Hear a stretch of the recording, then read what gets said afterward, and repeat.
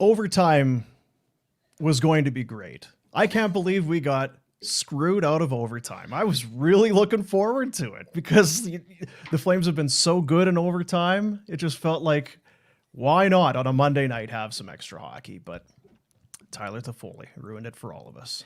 I just texted the group. I said, I can't wait for overtime. Yeah. It's going to be great.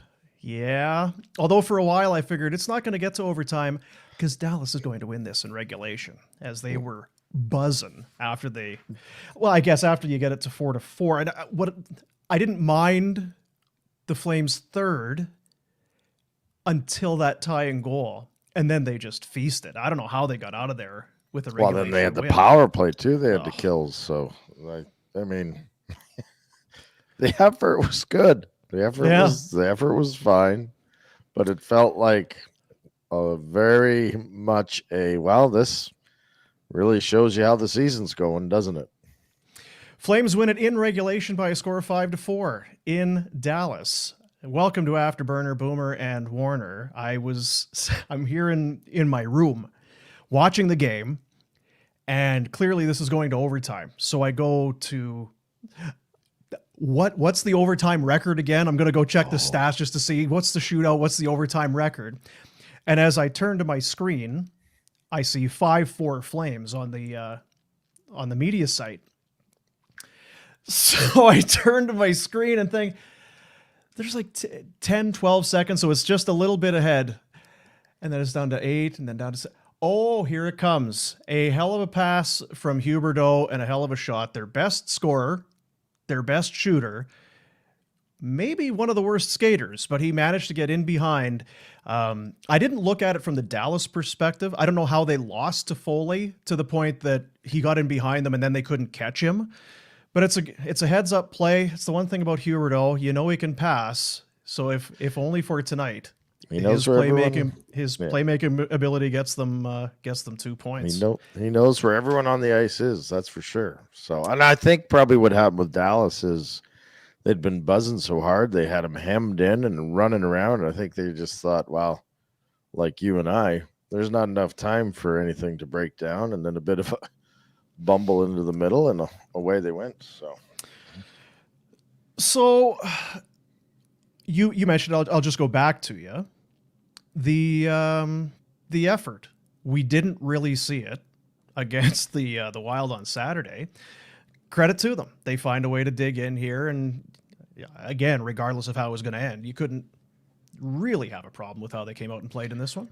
No, and like I said, that's what's going to be the issue, was that they had another good effort and you blew it, and even if they'd won in overtime, but they come out with the win, and I thought they were the better team for the most part of that game. I mean, like you said, in the third, they got on their heels a little bit, but other than that, they had control of it. So you got to give them credit for it, and they've had good efforts, and I was ranting this afternoon about how crappy the Saturday night game against Minnesota was, but this one, I guess I'm almost surprised that they had that good an effort. Now, it wasn't one of those things where, and I agree with you, I think they deserved to win. I think they were the better team tonight.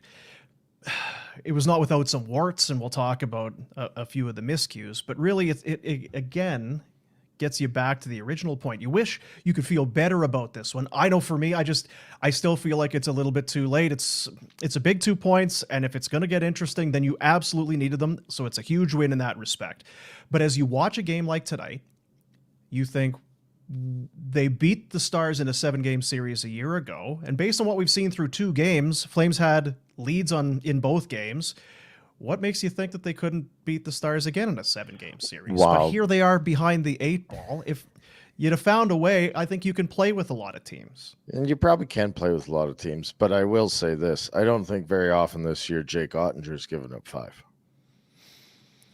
Yeah, you know what? I could probably go and do the math on that, but he's usually a little tighter than 5, yeah. It wasn't great. So, I mean, you can't look ahead, and I guess you take the 2 points, and if you get back-to-back wins here on the road, well, okay, start feeling good about yourself. But here, You have to convince me over the course of you have to have a streak going before I'm going to get overly excited about anything that's happening as far as wins and losses. 5-6 weeks ago, since they won their Mhm. last back-to-back, they beat Tampa Bay. They were on the end of that road trip, and then in extra time beat Columbus on the Dubé goal. So it was back-to-back, not even in regulation. But we're not here to critique a win, I suppose. We'll take the high road. Markstrom 29 saves. That's what, 3 good starts in a row. We're really squinting for it, but he has been good. I don't know that there's been a goal that you really want back.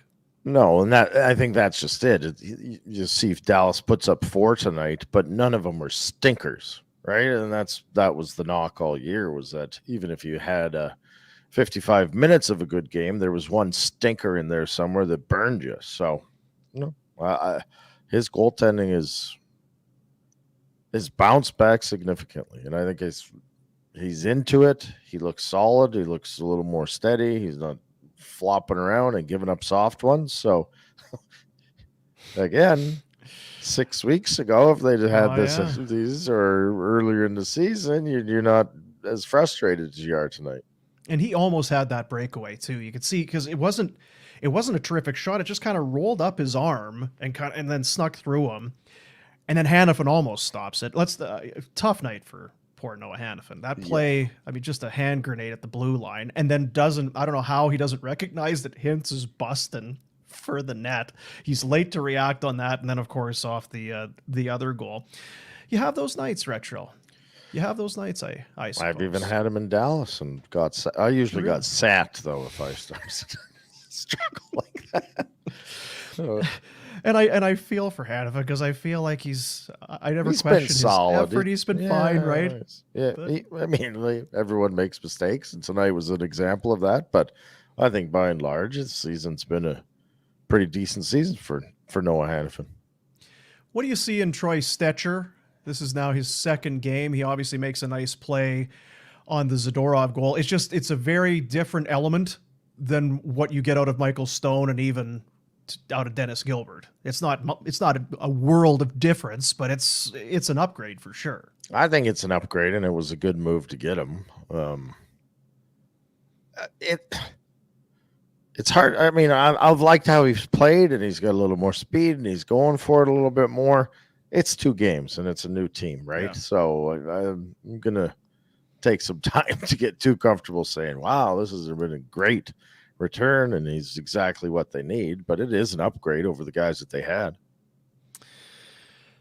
The Nazem Kadri versus Jamie Benn sequence there in the third on that tying goal. That's a rough one for Naz. You lose that draw, and then you can't control him in front. Jamie Benn it feels like every single time that they play, Ben's factoring in. I had it today in 38 regular season games, 21 goals, 36 points. So nearly a point per game guy against the Flames. He finds a way to do it. It makes you wonder that stretch there a few years ago where it looked like both he and Sagan were just done. And now they've had, I guess, Rupe Hintz has kind of helped with Jamie Benn, but he's a horse. He's a horse at any given night, man. 26 goals. He's a captain, and when he wants to go, he's hard to stop. So, and you did wonder what was left in the tank for him, being a big power forward type guy, and he stopped producing the way he was used to. But maybe just maturing with that contract has been one of the things I wondered about, where making that big money and all of a sudden you stop worrying about it and just go play. Or coaching. I mean, they've made enough coaching changes too. Yeah, they have done that. You know what? Let's do this, because we're kind of moving around. I'll get right to it. It's Buy It or Sell It, presented by Derrick Newman of Newman Dean's Real Estate Group with CIR Realty. Buying or selling, let Derrick do the work for you. Send an email to Derrick at dnewman@cirrealty.ca or call 403-619-6661. I guess I'll lead into it. I'll ask your thoughts. Not the first time. We know what Nick Ritchie is. He's kind of a big lumbering guy. Gets the goal in the first period, takes a dumb penalty in the third.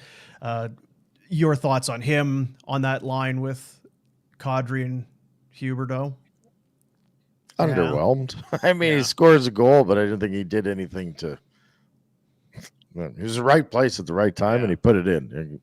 I'm not going to give him shit for scoring a goal, but I wasn't impressed. I mean, and the penalty was horrific. Like it's as blatant as you can get. I don't understand what you're thinking. And aren't those the ones that you get scored on? Yes, when you 100%. take a dumb one in a game. Fully expected that to end up in our net. Fully expected. So here, that was one of the line changes going into this game. Pelche moved to the other line. Dubé goes down to the fourth line. I don't know what they're going to do tomorrow. Looking at the ice allocation tonight by Sutter, he really tried to spread it out as much as he could. But Pelche, Lindholm, and Toffoli, buy it or sell it.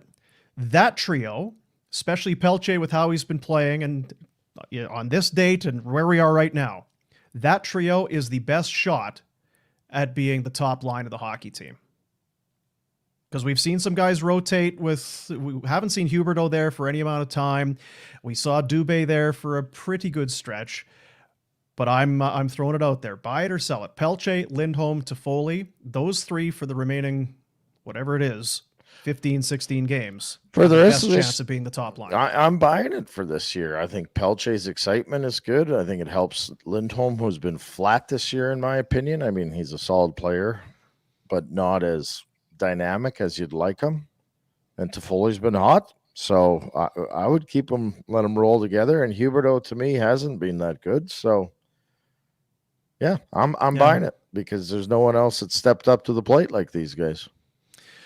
And I like the way Dubé has played there, but I wonder if maybe he slowed a little bit here in the last little bit. You just see so much more energy out of Pelche than pretty much anybody else. Well, the other thing is, can you use him to do other things and have Pelche there, right? Like, it might be that Dubé's a little more two-dimensional and Pelche's more one-dimensional. I'm not a criticism of Pelche's defensive play, but I think Dubé is easier to move around the lineup.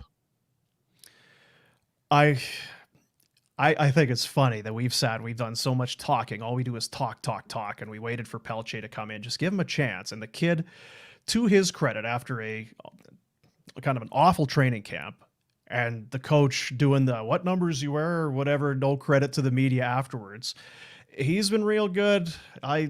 I like him a lot. I don't know what it's going to mean for him next year and going forward, but I do. Keep that line together. I don't know that I need to.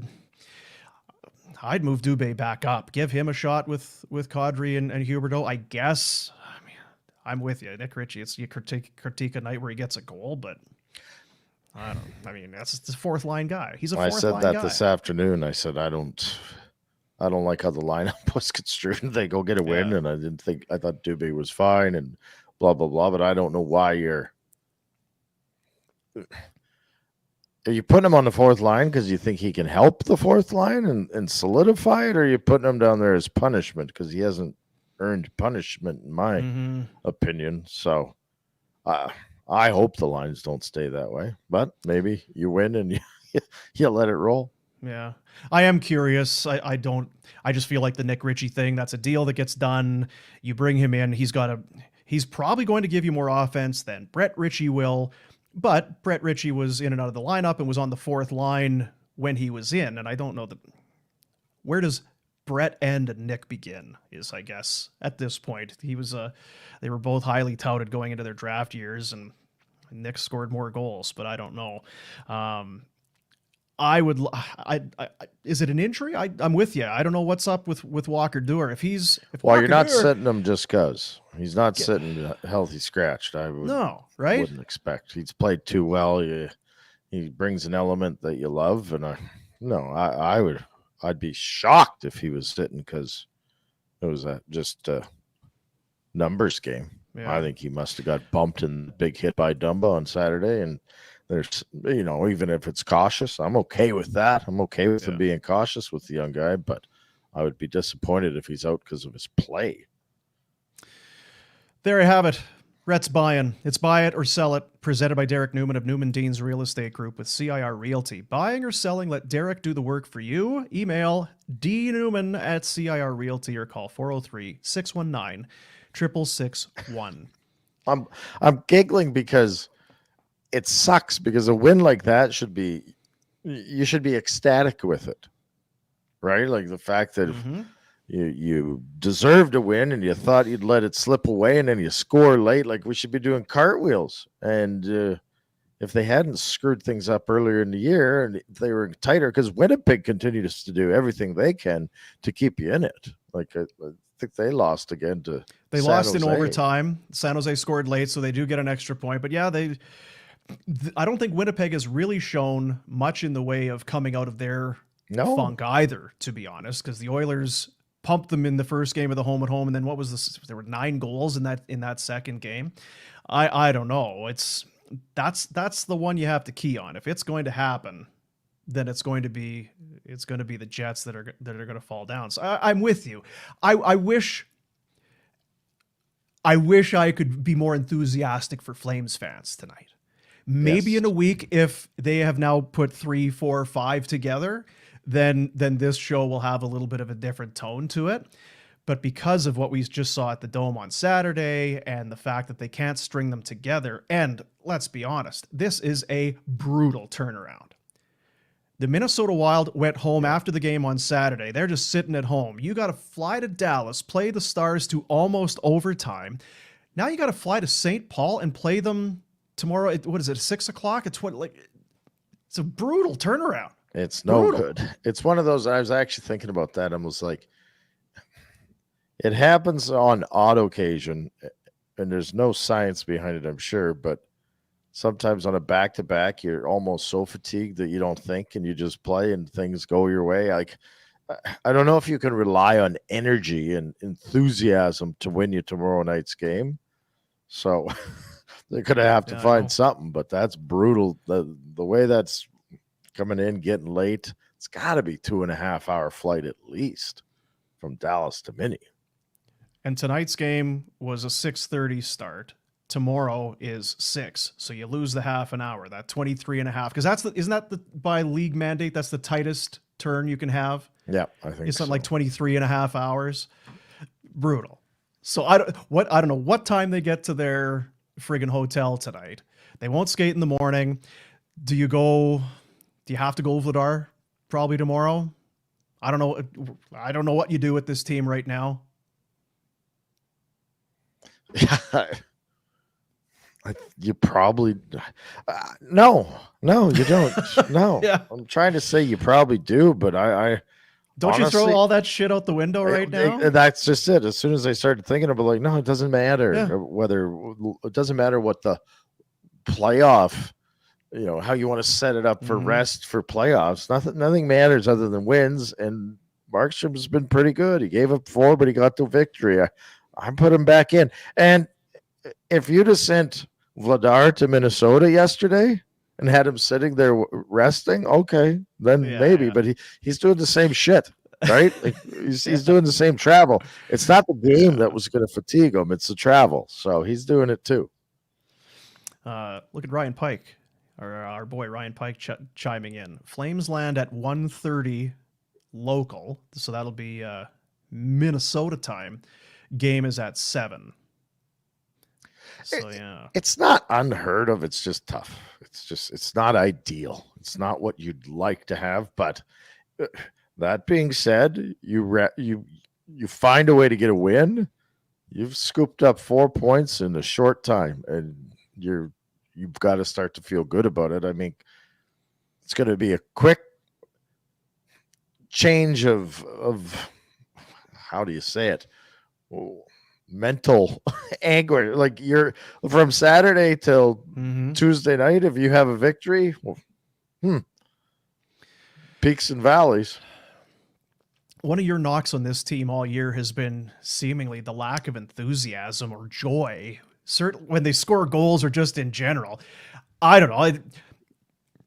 Get excited. This team, they were brutal on Saturday, much better tonight. I don't know how much stock you put into that stuff, but I'm still really looking for, outside of Pelche, the excitement. And obviously you saw it on Toffoli getting that game-winning goal. And I don't know, when you talk about something that galvanizes a team, Is it too late to have, even if it's not a specific No, thing? it's not too You got to late. win I mean, here, and then it's this tight turnaround against a team that you're kind of chasing. If you can win that one, the problem is I think that they're almost too far to catch. I mean, it's 9 points Yeah. and in 18 games is a lot. Like even the Winnipeg, and that's the issue we're having is you got to have 3 more wins than Winnipeg in 18 games. Now, Winnipeg has been brutal, but you're in the position you're in because you haven't been so hot. I think probably what they need is a huge goaltending effort tomorrow and to squeak out a victory. And now you move on to the next one. And you start the stupid saying of, well, we got to take it one game at a time. yeah. And if you can take it one game at a time and you can find ways to get those victories that you weren't, and if Markstrom can find ways to make those saves that he wasn't,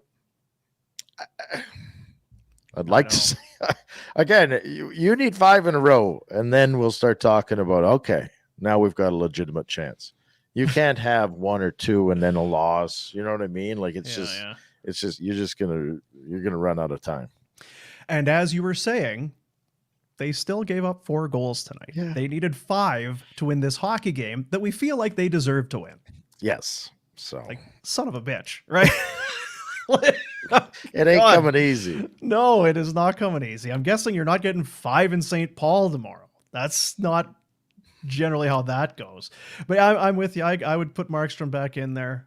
Anything that's, you look at strength of schedule and all this sort of thing, they've lost to shit goalies and teams, all of it. They've done it all. Markstrom, you're playing well. You keep playing. Yeah, you Nick keep Ritchie, the I don't know if I need to see you. You can whatever, or keep them together. I don't know. But as far as the goalie, I was right at the front of the bus for getting Vladar in that net. That last game, that really hurt when he just let those 2 goals in the first period. They were killers. It's his former team, but man, those are bad goals. I don't know. I don't know if I need to see him now. No, well, no, not. And for me, it's as much because Markstrom looks more comfortable and more focused, and has played better. So you don't have time to monkey about with goaltending right now. We don't have time to give Vladar a start in the hopes that he finds his game. You got a goalie that was brutal, to be quite honest. Seems to have found a bit of a groove here in the last 3, albeit 1 win in a 5-4 shootout, right? Like it's nothing to brag about here, but he does seem more comfortable. He hasn't been giving up the shitty, soft, poorly timed goal against. Let him run. It's nothing against Vladar. I don't need a project right now, and I don't think the team does either. And if you think Vladar is going to be fresh tomorrow, because of, I don't know what you would base that off of. Like I just said, he's doing the same damn travel as everyone else. I don't know why he's going to be so much more fresh. But if you have this insight that he is, go ahead. I don't care, but you better make the right damn decision. Because if you play him and he's not good, then you're doing it to yourself. Jason is chiming in from YouTube. I'm genuinely disappointed. Retro was on fuego today on Barn Burner. I was ready for him to lay into the boys after blowing another lead. So I don't know. He's disappointed in the win. He's disappointed in you. I'm not sure. I think he thought they were going to lose, and then you just tie into them again. So sorry, Jason. Sorry for the win and a slightly more subdued Retro. You know what? There were a lot of people who were really, and I said it during the show, a lot of times guys will rant and rave and have over-the-top opinions because that's what you do to get noticed. That's the world we live in, hot takes and all of that. And it's not what you're doing. It comes off as that, but it's just very honest. I still think people are... It's odd to hear that coming from a former player, because former players are still kind of in that mode. You've been doing the media thing, but I give you credit. I said it on the other show. You kind of sniffed out all of these sorts of speed bumps and potholes very early on in the season. It's as though none of this really is surprising to you. It's not great. I think everybody would like to see things be a little bit different, but out of all the people that I've talked to, you're the closest that I've talked to that saw this coming. Well, I remember arguing with Frank in one of our first shows early on, and I left there thinking, well, I guess maybe I'm an idiot. Like all these guys are sold that this was a great team that we've constructed, and there would be no issues, and that they're going to have not career seasons, but great seasons again. And my whole thing was, you got to find out what the team's going to be before you start long-terming everyone, because if it doesn't work out, nobody's wanting these guys. So I hope I'm wrong in the long run. I truly do. It's of no benefit to me for the Flames to miss playoffs and not have playoff hockey in Calgary and have stuff to talk about. But it didn't feel right from the start. And I even was thinking, well, I thought I was wrong too when they came out and played pretty good for the first 7 games. But that first, and it's not a blame game for Darryl, but that first, after that 7th game, I think they lost Edmonton, or Pinder always reminds me, but they made the changes in the forward lines, and it was like, they've got a pretty good record to be swapping lines out. And what that said to me was, I think Darryl sees something that I see, and there's chinks in the armor that haven't shown themselves, and then it kind of turned into we won't call it a death spiral, but a long, turbulent season. So, again, they got 18 games to spin out of it or pull out of it. Certainly can happen. It's just a long road, and they haven't given us reason to believe it'll change. I mean, I'm kind of with you. If they miss the playoffs or whatever, there's no joy in being right or whatever. Hey, prove us wrong. I'd love to be wrong. I'd love to sit here after 82 and say, hey, you got me. Throw me under the bus. I don't care. I don't give a shit about being right or whatever. I'm wrong a lot all the time, and I'll be wrong again. I'd love to be wrong about this team, because if I am, it means we got an unbelievable run of hockey here the next month. Well, that's just it. And if you get on that hottest streak going into the playoffs, I've said this before, that means you're going to be tough to beat, right? Yeah. Teams don't go on a hot streak in the last 18 games and make up the ground the Flames would have to make up to get in the playoffs and then falter when the playoffs start. Those are the teams that go on runs, and they find their way, and they figure out who they are and how they have to play. So if today is the start of it, great. Go ahead. If the breakaway with 5 seconds left or however much time is the galvanizing moment, I'm all in. Let's have it happen. And that's how that's how it, 6.2 seconds left in Dallas. Remember 6.2 with Toffoli in Dallas. They were heading to overtime. They'd probably, sure. Sounds good to me. Sign me up. That's when it all turned around. Let's go. Why not? Let's do the cheers of the game, presented by BK Bowfort Liquor, located on the Trans-Canada Highway across from Winsport beside McDonald's. You stop in on your way out of town, on the way to the mountains. Say hi to Man Deep, say hi to the family, grab yourself some pops. On Twitter, at BK Liquor. On Instagram, at BK Bowfort Liquor. We'll do our cheers and then a special one to close things out for cheers of the game. Who'd you have here selected as your I don't know how you don't cheers to Foley for finishing it off. I mean, if he misses and doesn't score, the whole conversation's different. So he had the opportunity. He's been good all year. Cheers to Toffoli. Consistent, right? That's the thing that this team has not been. No one really has been for any amount of time, goaltender out, except for Tyler Toffoli. And he's mostly been, I guess that line has kind of been together. They changed Pelche out, but he does what you want him to do, and he just go. It's like he's going about his business. Like you said, there's a consistency there and a reliability. Glad to see him bury it, because I didn't need overtime.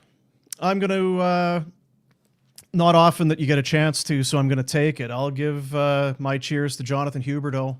Pass on the tape, in stride on the winner. Also had the assist on the opening goal. It was basically a tap in, but a pretty good pass behind the back, spinning, no look through the seam, and it's there for Richie just to tap in. So it's been a disappointing year, no question. But Huberto, 2 points in a 5-4 win and an assist on the game winner. I'll take Jonathan Huberto for my cheers of the game.